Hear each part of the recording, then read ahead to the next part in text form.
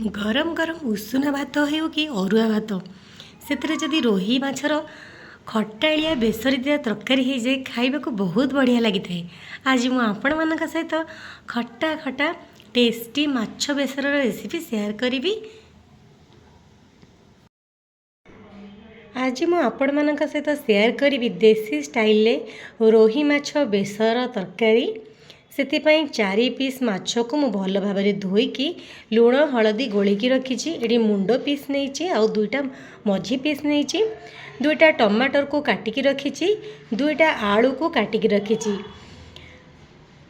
आ सहित आमको कौन मसला दरकार चलतु देखने।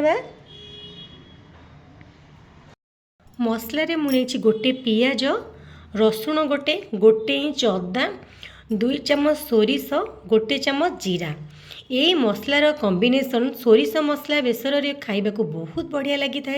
समस्त तो रोषे करने स्टाइल अलग अलग समस्ते बेसर कला बेले जीरा सोरिष रसुण पकई था गोटे टिके अदा और पियाज पकईले ये जो झोलटा हुए बहुत बढ़िया लगी था।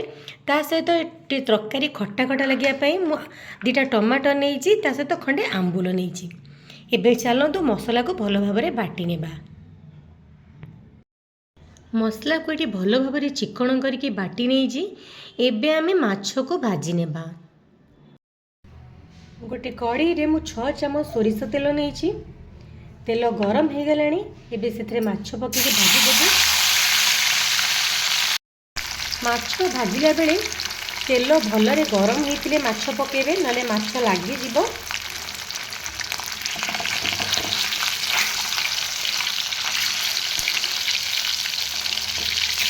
माछ को एपट सेपट करके मु भल भाव भाजी नेली।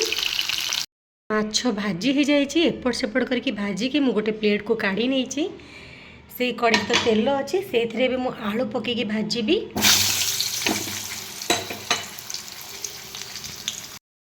आलू भाजी हो गलानी आमे कड़ी को कड़ी रू काढ़ानी से टमाटर पकईकी भाजी नेबी।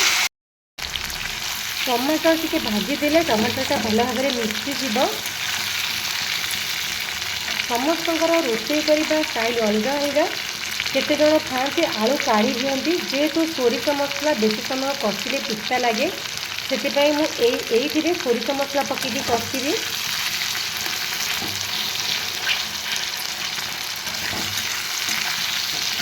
टमाटर ये हल्का भाजी हो गलानी। चिली पाउडर हल्दी पाउडर लुण पकईदेले भल कलर आसब। एबे ये मुझे बाटिकी रखी सोरिष मसला पकईबी। मसला तो 2 मिनिट कषा ना पिता हो मसला कषा सहित आलू भी आउ टे सीझीज से मु आलू को काढ़ी नेनी। एबे आपको 2 मिनिट मु कषि नेबी। गोटे 2 मिनिट मीडियम फ्लेम रे मसला को मु कषि नहीं बेसी कषिले पिता हो। एबे से पानी देदेबा। माछ एबे पकईबानी माछ फिटी जीव। आलू जो सीझा को हल्का थी से आमे माछ आंबुल पकईकी गोटे मिनिट फुटेकी गैस को बंद करदेबा। एबे मु कभर करदेवी आलू सीझापी। आलू सीझी आसिलानी एबे से मु माछ पकईदेवी।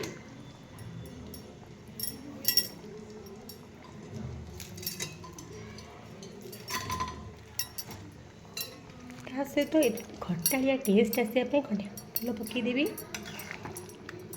एबे आपको कभर करके आ बेसी फिटेबानी बेसी फुटेले कौन हम ना माछ फिटीज आलू भल भाव सीझी आसलानी। एबे आपको आम कभर करके 1 ରୁ 2 मिनिट फुटी नेबा। माछ तरकारी एबे खाइबा को हमर हो सारानी। एबे मु गैस को बंद करदेवी। लास्ट को टिके धनिया पत्र पकईदेवी। जदि आज रेसिपी आपण मानक भल लगे मो वीडियो को लाइक शेयर करेंगे चैनल को सब्सक्राइब करेंगे।